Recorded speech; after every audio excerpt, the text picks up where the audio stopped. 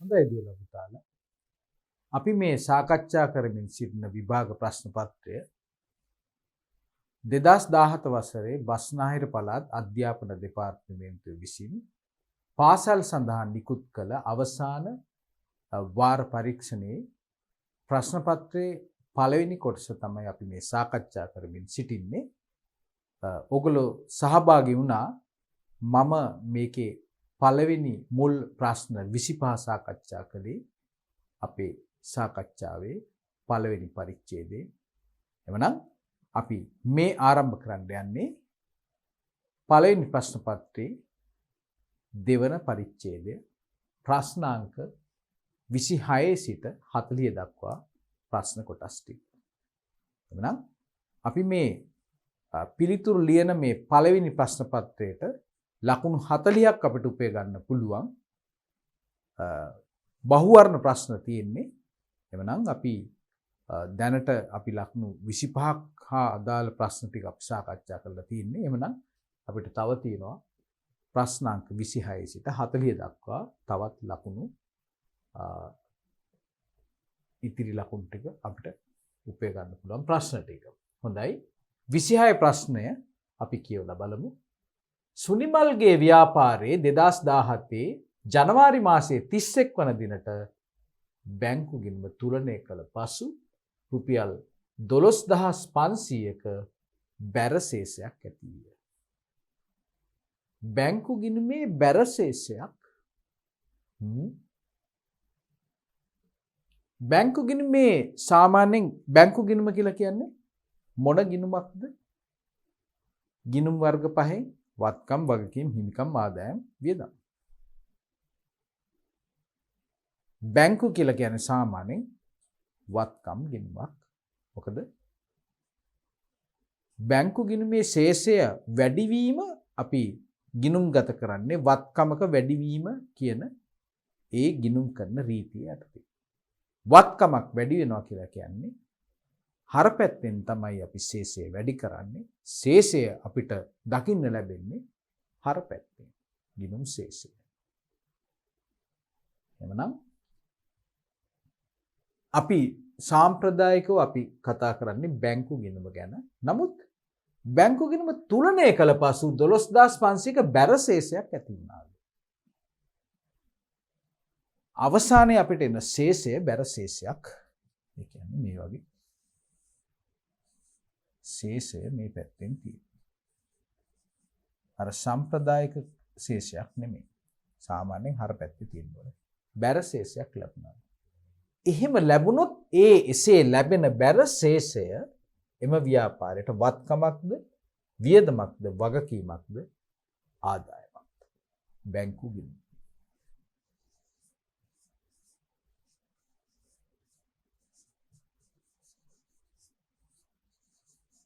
බැංකු ගිණුමේ අවාසිදායක ශේෂයක් කියලා කියන්නේ බැංකු අයිරාවක්. ඒ කියන්නේ ව්‍යාපාරයේ විසින් බැංකු ගිණුමේ ශේෂය ඉක්මවා චෙක්පත් නිකුත් කිරීම නිසා අවසාන වශයෙන් ව්‍යාපාරයෙන් බැංකුවට తాවකාලිකව ඇතිවන ණයක් වැනි දෙයක්. ඒකට අපි විශේෂ නමක් කියනවා බැංකු අයිරාව කියලා. එහෙමනම් බැංකු අයිරාවක් කියන්නේ වත්කමක්ද, වියදමක්ද, වගකීමක්ද, ආදායමක්ද?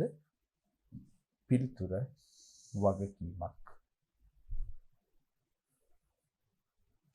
හොඳයි. 27 වෙනි ප්‍රශ්නේ. ව්‍යාපාරයක් විසින් අමල්ට ගෙවීම සඳහා නිකුත් කළ රුපියල් 15000ක චෙක්පත අගරු වී ඇත. චෙක්පත අගරු වේ. එම අගරු වීම ගිණුම්ගත කිරීමට අදාළ නිවැරදි දිත්ත සටහන තෝරන්න. මුලින්ම අපි අමල් කියලා කියන්නේ කවුද කියලා බලමු. ව්‍යාපාරයක් විසින් අමල්ට ගෙවීම සඳහා නිකුත් කළ 15000ක චෙක්පත අගරු වුණා. අමල් කියලා කියන්නේ ව්‍යාපාරයෙන් ගෙවීමක් ලැබෙන පුද්ගලයෙක්. අපි හිතමු අමල් කියන්නේ අපේ ණය හිමියෙක් කියලා. ඒක හන්දනේ අපි ණය හිමි භාවය අඩු කරන්න තමයි අපි ගෙවීමක් සිදු කරන්නේ. අමල් ඇවිල්ලා අපේ ව්‍යාපාරයේ සැපයුම් කරුවෙක්.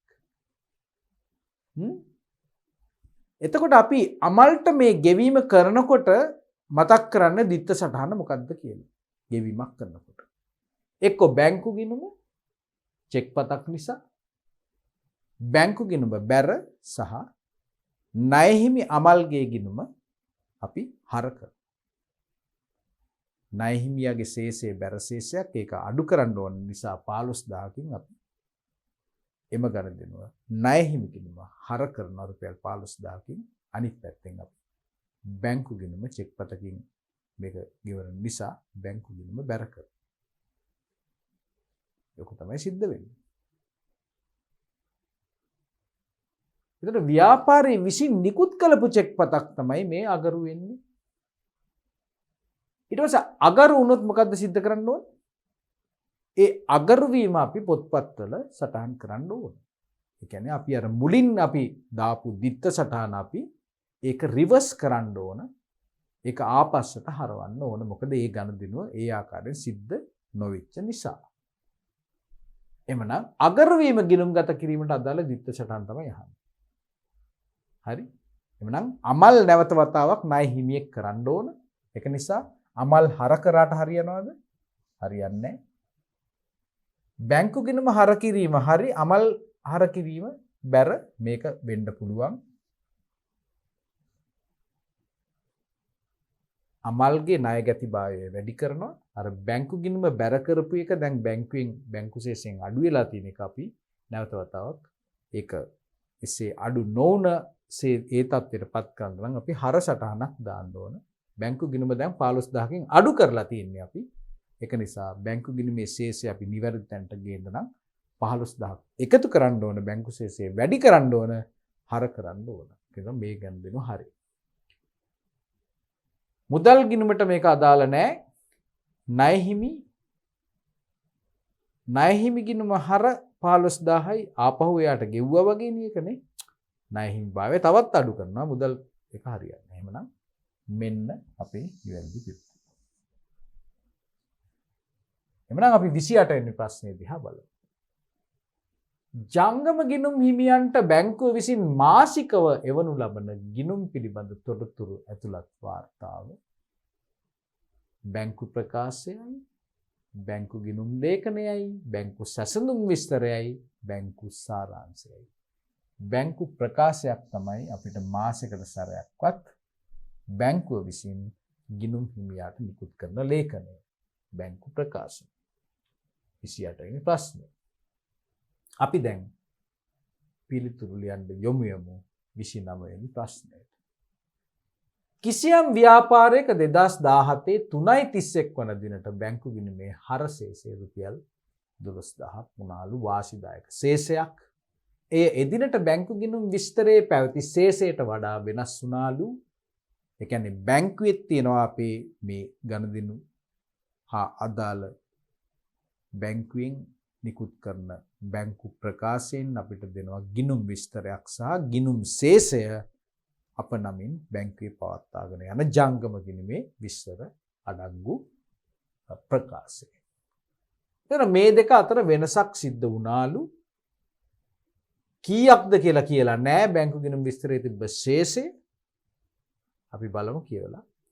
වෙනසට හේතු වී ඇත්තේ මෙන්න මේ කරුණු කියලාත් හොයාගෙන තියෙනවා. පසුව කළ විමර්ශනවලදී. බැංකු ප්‍රකාශය අධ්‍යයනය කරනකොට අපිට දකින්න ලැබෙනවා බැංකුව රුපියල් 200ක් ගාස්තුවක් අය කරලා. අපි තාම දන්නේ නැහැ. අපේ පොත්වලින් අපි ගාස්තුවක් අයින් කරලා නැහැ. නමුත් බැංකුව ගාස්තුවක් අය කරලා තිනවා. සමහර වෙලාවට චෙක් පතකට වෙන්න පුළුවන්. චෙක් පොතකට. තව දුරටත් මේ බැංකුවට අපට නොදන්වා ගන්න දෙන කරුවෙක් ඍජු ප්‍රේෂණ එවලා තිනවා රුපියල් 3500. ඒකත් අපි දැනගන්නේ බැංකු ප්‍රකාශය දැක්කයින් පස්සේ. ප්‍රායෝගිකව මේවා මේ විදිහට සිද්ධ වෙන්න පුළුවන්. හොඳයි 2017 3.31 වන දිනට බැංකු ගිණුම් විස්තරයේ පැවති ශේෂය අපිට හොයන්නලු. මේක කියලා තියෙනවානේ මේ දෙක සමාන වුනේ නැහැ කියලා 3.31 වන දිනට. ව්‍යාපාරේ අපි දන්නවා රුපියල් කීයක්ද? ව්‍යාපාරයේ ශේෂය රුපියල් 12000ක් කියලා. නැත්තම් අපි මේක යටින් මහදමු අපි බලන්න. බැංකු ගිණුමේ හර ශේෂය රුපියල් 12000යි. කවද්ද මේ? 2017 බැංකු ගිණුමේ ශේෂය කියන්නේ ව්‍යාපාරයේ තුල පොත්පත්වල තියෙන ශේෂය. බැංකු ගිණුමේ ශේෂය.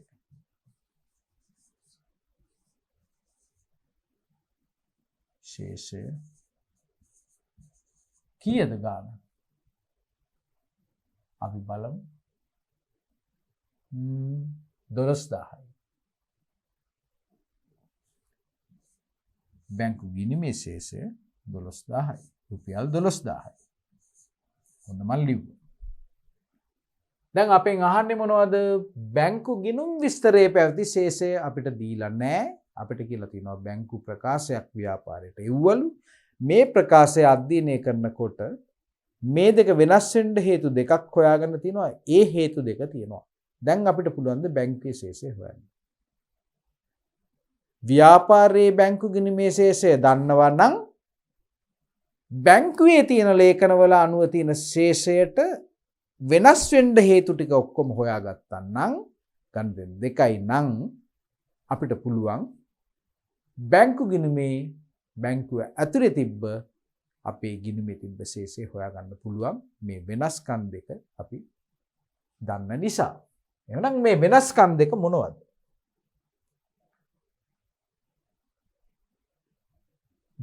ව්‍යාපාරයේ ඇතුලේ තියෙන බැංකු ගිණුමේ රුපියල් ශේෂය රුපියල් 12000ක් වුණාට බැංකුවේ තිබ්බ ශේෂයෙන් රුපියල් 200ක ගාස්තුවක් අය කරලා. එහෙමනම් අපි සංශෝධිත බැංකු ගිණුමක් හදන්න ඕනනේ නේද? ඒක නිසා අපි මේ 12000න් අපිට සිද්ධ වෙනවා අඩු කරන්න කීයක්ද? අඩු කරන්න ඕන. මොකද බැංකුවේ ශේෂය මීට වඩා අඩුයි. ගාස්තුවක් අය කරලා තියෙන නිසා. අඩු කළා කීයක්ද? ගාස්තු. බැංකු ගාස්තු. මේක අපිට ගිණුමක් ආශ්‍රයෙන් හොයන්න පුළුවන්. අපි මේ අවස්ථාවේදී ගිණුමක් ආශ්‍රයෙන් කරන්නේ නැතුව නිකන් මේ විදිහට අපි කරමු. මේ විදිහට ලියලා කරමු. ඊළඟ ගණදෙනුව රුපියල් 3500ක් ණය ගැතියෝ සල්ලි එවලා ණය ගැතු ඍජු ප්‍රේෂණ. දැන් කාගේ පොත්වලද ශේෂය වැඩි? මෙන්න මේ ගණදෙනුව දිහා විතරක් හිතුවොත් එහෙම. බැංකු ප්‍රකාශය අපිට ඇවිල්ලා තියෙන්නේ ඒකේ ශේෂයක් තියෙනවා. අපි ඒ ශේෂය දන්නේ නැහැ. අපිට ඒක කියන්නේ නැහැ. ඒක තමයි අපි මේ ප්‍රශ්نين අහන්නේ. ඍජු ප්‍රේෂණ ආවනම් අපි ව්‍යාපාරයේ තාම මේක එකතු කරලා නැති නිසා බැංකුව විතරයි එකතු කරලා තියෙන්නේ. එhmenan බැංකුවේ ශේෂය තමයි වැඩි. එhmenan ව්‍යාපාරයේ ශේෂයෙන් අපි පටන් ගන්නෙ ඊට වඩා වැඩි ශේෂයක් බැංකුවේ තියෙනවා කියලා කියන්නේ අපි මේක එhmenan එකතු කරන්න ඕන. එකතු කළා. මොකද්ද? ඍජු ප්‍රේෂණ. ඍජු ප්‍රේෂණ කීයද? රුපියල් 3500යි. මේක අඩු කළානේ. එහෙමනම් කීයක්ද එකතු වෙන්නේ? සුද්ධ වශයෙන් 3300ක් ධන. එහෙමනම් 15300යි. මේ මොකද්ද?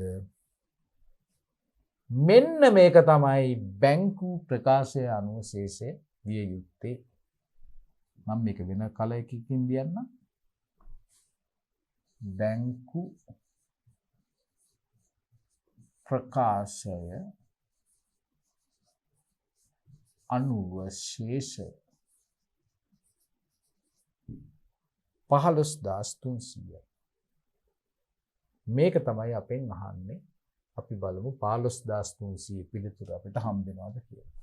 8300 8700 15300 19700. මේක තමයි අපේ 29 වෙනි ප්‍රශ්නෙට පිළිතුර. හොඳයි. 30 වෙනි ප්‍රශ්නය පිළිතුරු දීම සඳහා යොමු වෙමු. සුනිල්ගේ ව්‍යාපාරයේ ණය ගැතියෙකු වූ අනිල්ගෙන් ලැබී යුතු රුපියල් 12000ක මුදල පියවීමේදී 10%ක වට්ටමක් ලබා දෙන ලදී. ණය ගැතියෙකුට මුදල් ගෙවීම. එම වට්ටම සුනිල්ගේ ව්‍යාපාරයේ දෘෂ්ටි කෝණයෙන් ගත්තොත් එහෙම සුනිල්ගේ ණය ගැතියෙක් ඒක මොකද්ද?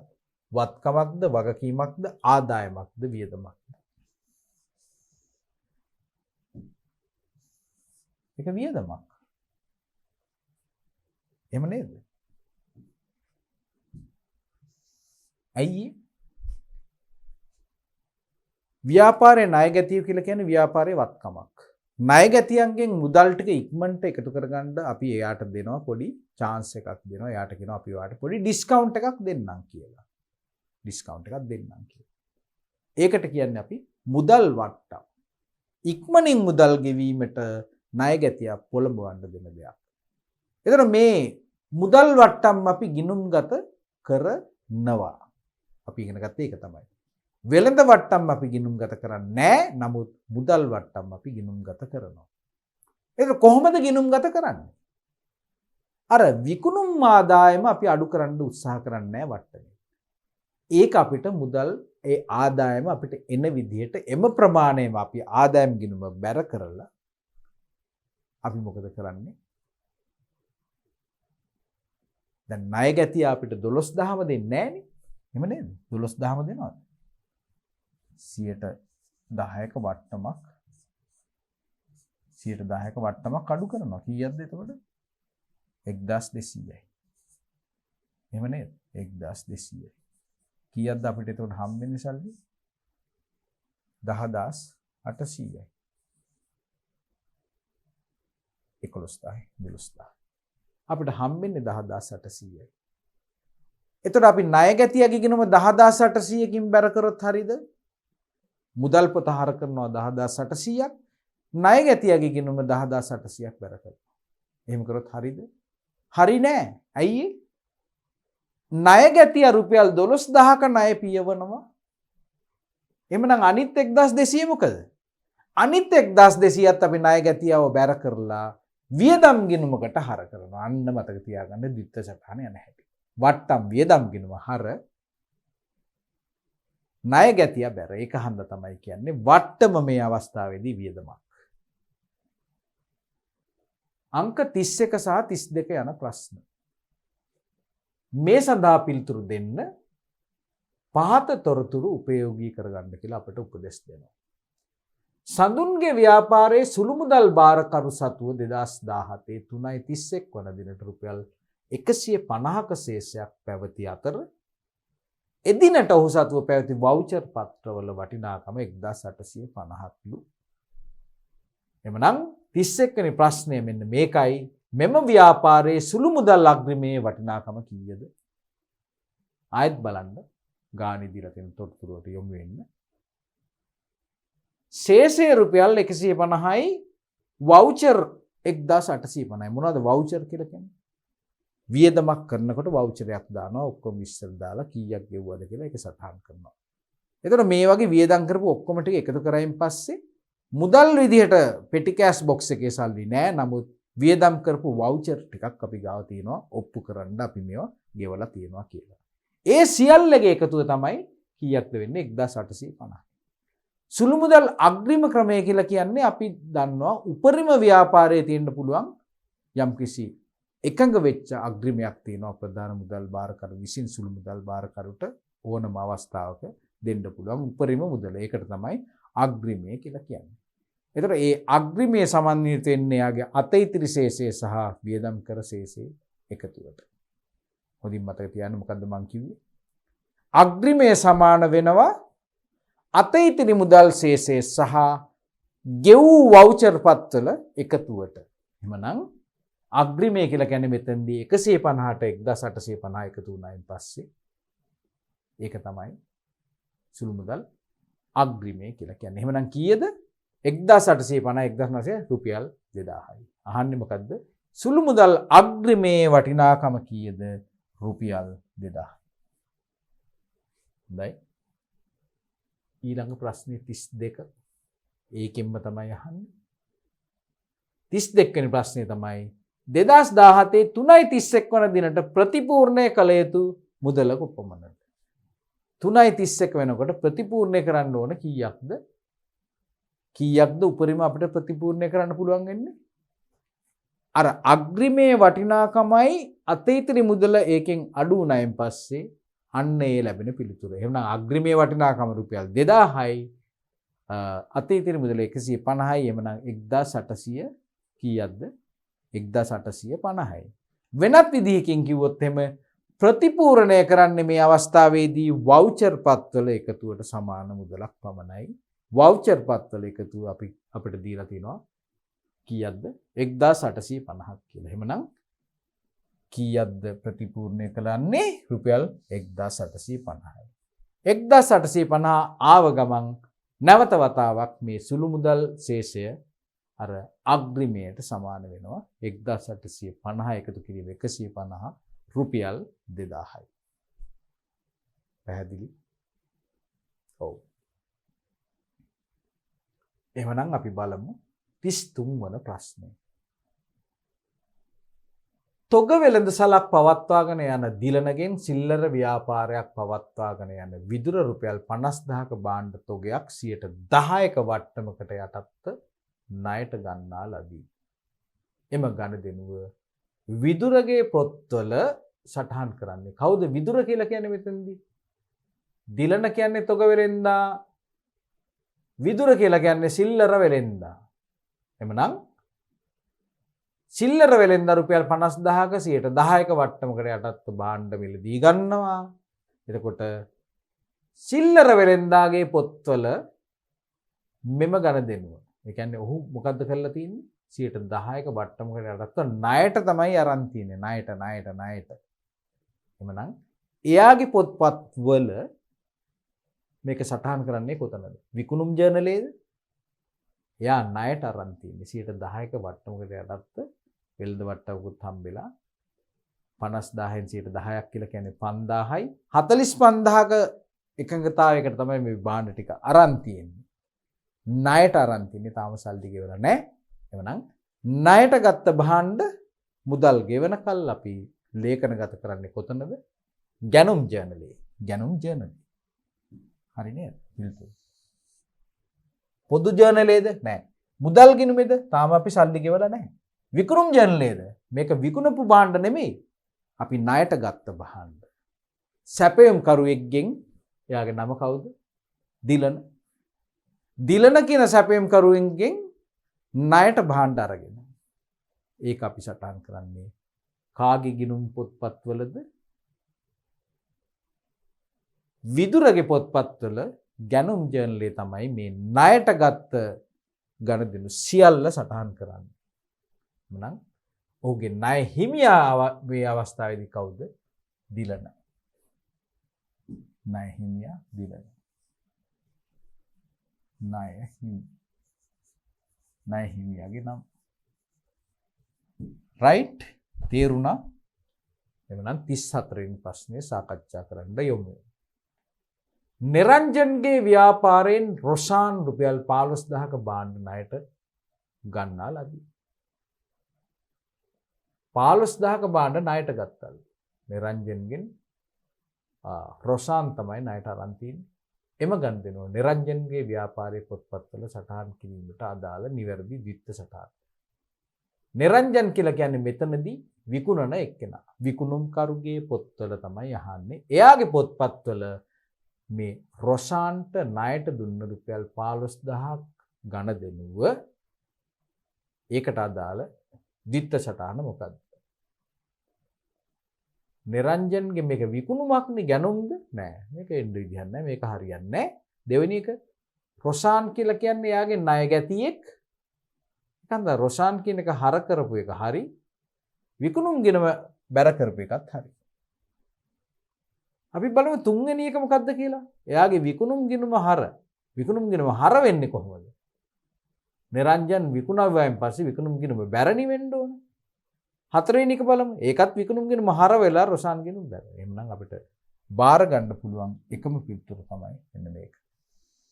ණයට භාණ්ඩ විකුණුවායින් පස්සේ ණය ගැතියගේ ගිණුම හර රුපියල් 15000යි.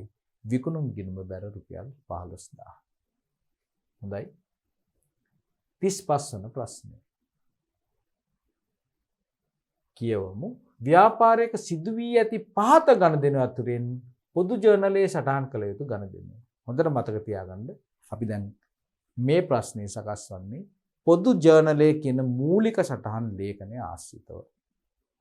මොනවද පොදු ජර්නලයේ සටහන් කරන ගණදෙනු කියලා මතක් කරගන්න අපි කිව්වා අර අයිතිකරු විසින් ගන්න ගැනිලි වගේ දේවල් ඒත් එක්කම ව්‍යාපාරයට ණයට ස්ථාවරවත්කම් ලබා ගන්නවා නම් පොදු ජර්නලයේ හරහා තමයි අපි ඒ ගණදෙනුව අපි පෙන්වුම් කරන්නේ. ඒ වගේම ගිණුම් කරන වැරදි නිවැරදි කරන්නත් අපි කිව්වා අපි පොදු ජර්නලය භාවිතා කරනවා කියලා. තවත් විදිහකින් කිව්වොත් එහෙම වියතිරේකී ගණදෙනු සිද්ධ වෙනවා නම් උදාහරණයක් විදිහට ගින්නකින් භාණ්ඩ තොගයක් විනාශ වීම, භාණ්ඩ තොගයක් සොරකම් කිරීම මේ වගේ දේවලුත් අපිට පොදු ජර්නලයක් කරහා වාර්තා කරන්න පුළුවන්. හොඳයි. එහෙනම් ව්‍යාපාරයක පහත ගණදෙනු අතුරින් පොදු ජර්නලයට යන ගණදෙනුව තෝරන්නද. 10000ක භාණ්ඩ අනිල්ට ණයට විකිණීම හරිද? බෑ. 5000ක විදුලි ගාස්තු ගෙවීම 5000ක විදුලි ගාස්තු ගෙවීම ඒක පොදු ජර්නලයට යන ගණදෙනුවක්ද? ඒකත් අදාළ නැහැ. රුපියල් 12000ක භාණ්ඩ සඳකිරි ව්‍යාපාරයෙන් ණයට ගැනීම. භාණ්ඩ ණයට ගත්තොත් ඒකත් අපි සටහන් කරන්නේ නැහැ. නමුත් රුපියල් 20000ක ලී බඩු ස්ථාවරවත්කම් ණයට ගත්තොත් ඒක අපි පොදු ජර්නලයේ තමයි සටහන් කරන්නේ. හරි. අපි දැන් බලමු 36 වෙනි ප්‍රශ්නය. තව ප්‍රශ්න 5යි අපිට පිළිතුරු දෙන්න තියෙන්නේ 36 වෙනි ප්‍රශ්නේ. ලෙජරේ ඇති ගිණුම් බෙදා දැක්විය හැකි ගිණුම් වර්ග ගණන. ගිණුම් වර්ගීකරණය. ගිණුම් වර්ගීකරණය කීයක් තියෙනවද? ගිණුම් වර්ග 4ක් 3ක් 2ක් 1ක් මොකක්ද පිළිතුර? ගිණුම් කරන මූලධර්ම කීයක් තියෙනවද? 5යි. අත්තිවාරම් 5ක් මත තමයි මේ ගිණුම් කරන්නේ රඳා පවතින්නේ. පදනම් 5යි. පදනම් ගිණුම් වර්ග 5යි. මොනවද මේ 5? වත්කම් ගිණුම්, වගකීම් ගිණුම්, හිමිකම් ගිණුම්, ආදායම් සහ වියදම්. ඔන්න ඔය 5 තමයි තියෙන්නේ. එමනම් පිළිතුරු මොකක්ද? 5යි. මේ 5 තමයි වත්කම්, වගකීම්, හිමිකම්, ආදායම් සහ වියදම්. මේ දෙකත් අපි නැවත වතාවක් මෙතනට තමයි එකතු කරන්නේ. ආදායම් වලින් වියදම් ටික එකතු කරලා එකකින් එන පිළිතුරට අපි කියනවා එක්ක ලාභයක් එහෙම නැත්නම් අලාභයක්. අලාභේ නැවත වතාවක් අපි ගලපනවා හිමිකම් වලට, අයිතිකරුගේ ප්‍රාග්ධනයට. හොඳයි. 37 වෙනි ප්‍රශ්නය. ශේෂ පිරික්සුම තුලනය වීම කෙරෙහි බලපෑමක් ශේෂ පිරික්සුම තුලනය කිරීම කෙරෙහි බලපෑමක්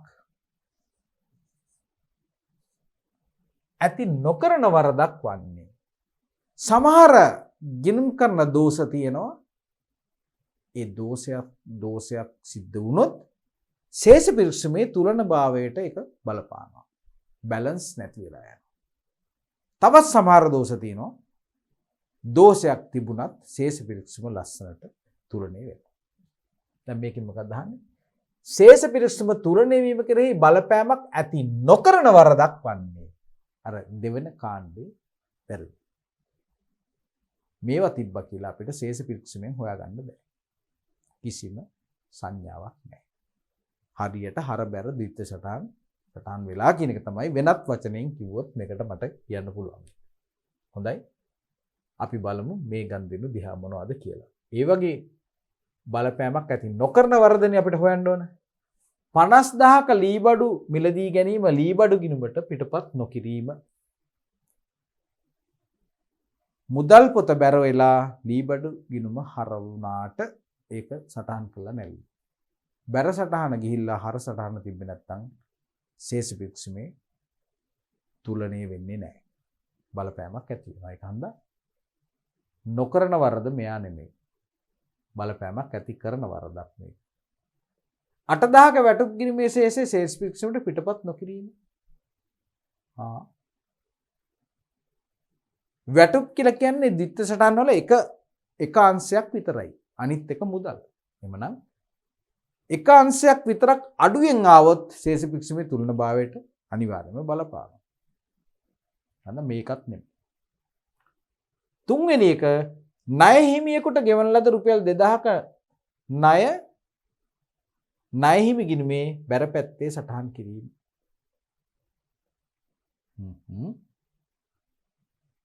ඒකත් වැරදි. ද්විත්ව සටහන් වැරදියට ගිහිල්ලා තියෙනවා. එක සටහනක් හරියට යනවා අනිත් එක වැරදියට යනවා. එhmenan මේකත් තුලිතභාවයට බලපාන ගණදෙනුවක්. එhmenan හතරවෙනි එකද අපෙන් අහන්නේ. ණය ගැතියෙකුගෙන් ලද රුපියල් 4,000 පොත්පත් වල දෙවරක් සටහන් වීම. දෙවරක් මුදල් පොත හර වෙනවා ණය ගැතියු බැර වෙනවා. තුලිතභාවයට බලපෑමක් ඇති වෙනවද? තුලිතභාවයට නම් බලපෑමක් ඇති වෙන්නේ නැහැ. ඇයි? ද්විත්ව සටහන් නිවැරදිව ක්‍රියාත්මක වෙලා තියෙන නිසා. හැබැයි දෝෂයක් තියෙනවා නිවැරදි කරන්න ඕනේ. එhmenan පිළිතුර තමයි තුලිතභාවයට බලපෑමක් ඇති නොකරන ගණදෙනුව තමයි මෙන්න මේ හතරවෙනි ගණදෙනුව. 37 වෙනි ප්‍රශ්නේ. අපි දැන් බලමු 38 වෙනි ප්‍රශ්නේ. දුරකථන ගාස්තු වශයෙන් ගෙවන ලද රුපියල් 900ක් දුරකථන ගිණුමේ බැරපැත්තේ සටහන් කිරීමේ වරද නිවැරදි කිරීමට අදාළ ගිණුම් සටහන වන්නේ මෙන්න. දුරකථන කියලා කියන්නේ මොන ගිණුමක්ද? වියදම් ගිණුමක් දරුවනි. දුරකථන ගාස්තුවක් ගෙවුවා නම් රුපියල් 900ක දුරකථන ගිණුමේ මොකද්ද වෙන්න ඕන එහෙමනම්? දුරකථන ගිණුමේ හර ශේෂයක් තමයි 900කින් වැඩි වෙන්න ඕන. දුරකථන 900ක හර ශේෂයක් තමයි වෙන්න ඕන. එහෙම නේද? නමුත් දැන් මොකද්ද වෙලා තියෙන්නේ? ඒක බැර වෙලා. මුදල් කියලා බැර කරලා. මුදල් පොත හර කරලා දුරකථන ගිණුම බැර කරලා. දැන් මොකද්ද සිද්ධ වෙන්නේ?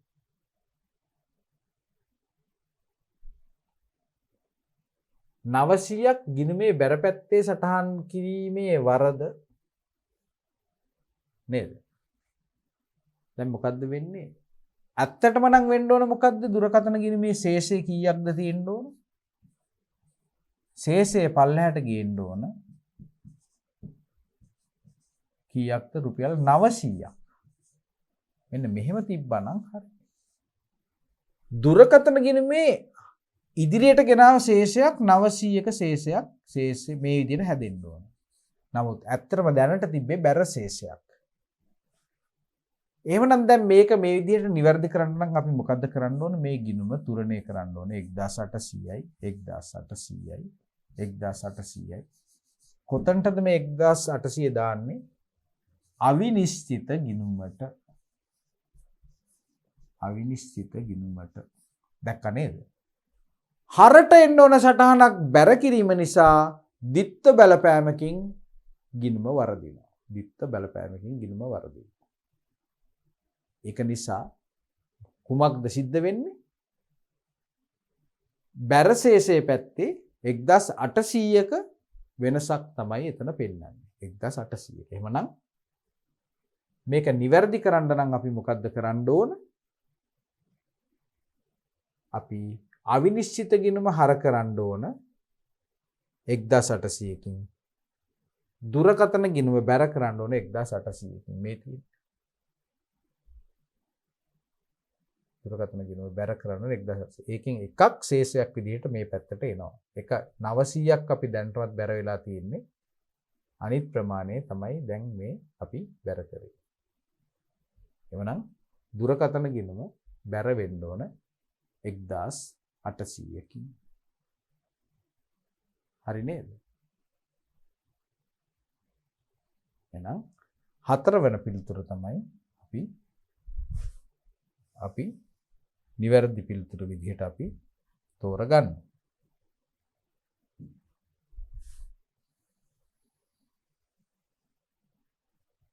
හොඳයි, තව ප්‍රශ්න දෙකක් අපිට පිළිතුරු සපයන්න තියෙනවා. අපි බලමු 39 වෙනි ප්‍රශ්නය මොකක්ද කියලා. 39 වෙනි ප්‍රශ්නය වර්තමානයේ මුදල් ගනුදෙනු පහසුවෙන් සිදු කර ගැනීම සඳහා ජංගම දුරකථනය හා පරිගණකය බහුලව යොදා ගනිමු. ඒ සඳහා අත්‍යවශ්‍යම තවත් සාධකයකි. මේ මොනවා ගැනද? මේ නවීන ක්‍රම තාක්ෂණයේ භාවිතයෙන් අපි කරන බැංකු කටයුතු. ඒකට අපිට අලුතෙන්ම අපිට ප්‍රබල පෙරලියක් කරලා තියෙන දෙයක් තමයි මේ ජංගම දුරකථනය කියන ඩිවයිස් එක. ඒකෙන් අපිට බොහෝ බැංකු කටයුතු පහසුවෙන් කරගෙන යන්න පුළුවන්. ගනුදෙනු කරුවෙකුට අපිට අවශ්‍ය ණය ගෙවීම, ණය එකතු කර ගැනීම, ඊට පස්සේ විවිධ වූ අපි කියනවා දුරකථන ගාස්තු වගේ අර විවිධ වියදම් අපිට ජංගම දුරකථනයේ මගින් කරන්න පුළුවන්. ඊට පස්සේ මේකෙදි බැංකුව වැඩ කරන වෙලාව කියලා කිසිම ගැටලුවක් නැහැ. රෑ 12ට වුණත් අපිට බැංකු ගනුදෙනු කරන්න පුළුවන්. මේ වගේ විශාල පහසුකමක් අපිට ලැබිලා තියෙනවා. ජාත්‍යන්තර ගෙවීම් කරන්න පුළුවන්. එhmenan මේ දේවල් කරන්න නම් අත්‍යවශ්‍යම තවත් සාධකයක් කියන්නේ මොකද්ද? ඊමේල්ද? ATM පතක්ද? ජංගම දුරකථනයෙන් එහෙම නැත්නම් පරිගණකයෙන් කරන්න ATM පතක් ඕනද? නැහැ. හරපතක්, ඩෙබිට් කාඩ් එකක් තියෙන්න ඕනද? නැහැ. ජංගම දුරකථනයෙන් කරනකොට ඩෙබිට් කාඩ් එකක් අපි තියාගෙන මොනවත් කරන්නේ නැහනේ. එහෙම නේද? ඩෙබිට් කාඩ් එකක් කියන්නේ අර මැෂින් එකෙන් සල්ලි ගන්නකොට වගේ දේවල් කරනකොට. ශේෂය බලන්න ඒ වගේ දේවල් තමයි එකකින් කරන්නේ. එහෙමනම් ජංගම දුරකථනයෙන් බැංකු කටයුතු කරන්න නම් එහෙමනම් අපිට අනිවාර්යයෙන්ම තියෙන්න ඕන දේ තමයි අන්තර්ජාලය. අන්තර්ජාල පහසුකම් හරහා තමයි අපිට මේ බැංකුවත් එක්ක අපිට ගනුදෙනු කරන්න මේ පහසුකම අපිට සම්බන්ධතාවය ඇති කරලා දෙන්නේ. හොඳයි. දැන් අපි සාකච්ඡා කරන්නේ අවසාන ප්‍රශ්නය. 40 වෙනි ප්‍රශ්නය. මොකද්ද කියන්නේ? ගිණුම් කරන ක්‍රියාවලියකි. පහත සටහනේ එම ක්‍රියාවලිය නිවැරදිව දක්වා ඇති පිළිතුර තෝරන්න. මෙන්න ගිණුම් කරන ක්‍රියාවලිය. මූලාශ්‍ර ලේඛන තියෙනවා, මූලික පොත්පත් තියෙනවා, ලෙජරේ තියෙනවා. යම් කිසි පිළිවෙලකට යන්නේ නේද? source documents, ඊට පස්සේ primary books, ledger. හරි. අපි ඉගෙනගත්ත කරුණු කාරණාත් එක්ක ගැලපෙනවා. ඊට පස්සේ 1 2 3 4 පිළිතුරු 4ක් තියෙනවා. එතකොට මේ මූලාශ්‍ර ලේඛනවල අපි ග්‍රහණය කරගන්නේ ගණදෙනු එහෙම නැත්නම් සිද්ධීන් කියන දේවල්. ඒකත් හරි. ඊට පස්සේ මේ ලෙජරේට මේ ගණදෙනු ඔක්කොම පිටපත් කරයින් පස්සේ අවසානයේ අපි සකස් කරන ලේඛනය තමයි ශේෂ පිරික්සුම කියලා කියන්නේ. මෙන්න මෙතනින් එහාට යනකොට තමයි අපි ලාභ ගිණුම, ශේෂ පත්‍රය, ඒ වගේම මුදල් ප්‍රවාහ ප්‍රකාශය වැනි මූල්‍ය තොරතුරු ඇල්මක් ඇති පාර්ශවයන්ට දෙන විවිධ වූ මූල්‍ය ප්‍රකාශන සකස් කරන්නේ මෙන්න මේ ශේෂ පිරික්සුමෙන්. ගිණුම් කරන ක්‍රියාවලිය හරි. දැන් අපෙන් කියන්නේ මොකද්ද? මේ ගිණුම් කරන ක්‍රියාවලිය පහත දැක්වෙන කොයි එකෙන්ද හරියටම පෙන්වන්නේ කියලා. කොයි පිළිතුරෙන්ද පෙන්වන්නේ කියලා. එවනම් ඉස්සෙල්ලම කොතනද තියෙන්න ඕන? මේ තියෙන්නේ මේ ක්‍රියාවලිය උඩින් දීලා තියෙනවා. මෙන්න මේ මෙතන දීලා තියෙනවනේ අපිට ක්‍රියාවලිය. කොතනින්ද පටන් ගන්න කියලා මෙන්න මෙතන මේ. මූලාශ්‍ර ලේඛන වලින් පටන් අරගෙන තමයි ලෙජරේට යන්නේ. ඊට පස්සේ මූලික පොත් ඊළඟට ලෙජරේ.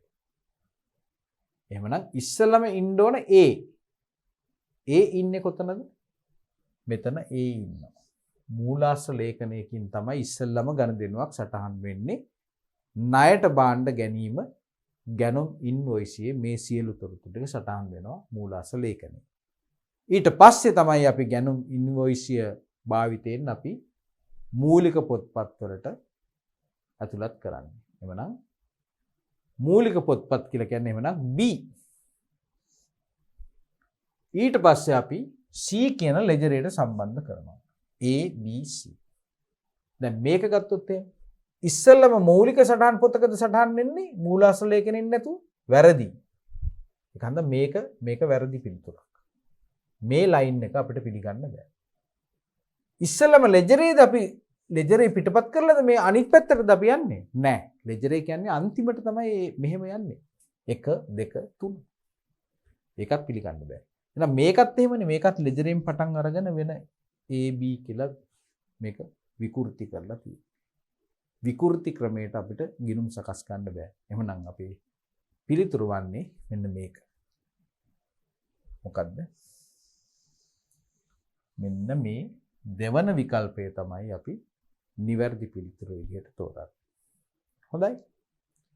දැන් අපි ප්‍රශ්න 40ටම පිළිතුරු දුන්නා. ප්‍රශ්න 40ටම පිළිතුරු දුන්නා. අපි දැන් ලකුණු 40ක් අපි රැස් කරගෙන තමයි ඉන්නේ. ඊට පස්සේ අපිට පිළිතුරු දෙන්න තියෙන්නේ අපේ ප්‍රශ්න පත්‍රයේ දෙවන කොටස. ප්‍රශ්න පත්‍රයේ දෙවන කොටස කියලා කියන්නේ ඒකේ අපිට ලැබෙනවා අනිවාර්ය ප්‍රශ්නයක් ලකුණු 20ක් ලැබෙනවා. ඊට පස්සේ ප්‍රශ්න පත්‍රයේ එක කොටස සහ දෙක කොටස කියලා තවත් කොටස් දෙකක් තියෙනවා. එක කොටස කියලා කියන්නේ ව්‍යාපාර අධ්‍යයන කොටසෙන් අපිට ප්‍රශ්න සකස් වෙන ස්ථානයේ ඒකින් ප්‍රශ්න 3කින් අපි ප්‍රශ්න දෙකක් තෝරගන්න ඕන. ඊට පස්සේ දෙවන කොටස කියන්නේ ගිණුම් කරන ආශ්‍රිත ප්‍රශ්න ලැබෙන කොටස. ඒකිනුත් ප්‍රශ්න 3ක් අපිට තියෙනවා. 3න් අපි දෙකක් තමයි තෝරගන්න ඕන. එහෙමනම් පළවෙනි කොටසේ එක ප්‍රශ්නයකට ලකුණු 8 ගානේ ලැබෙනවා.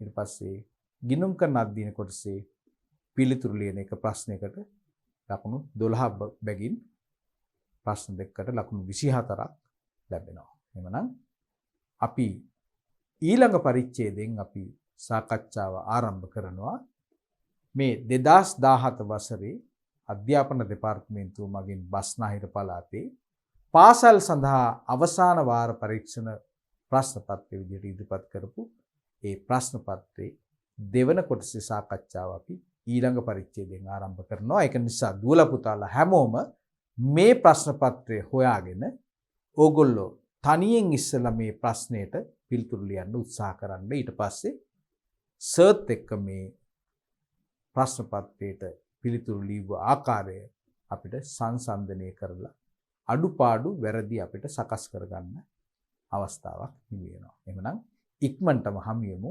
ඊළඟ පරිච්ඡේදයේ.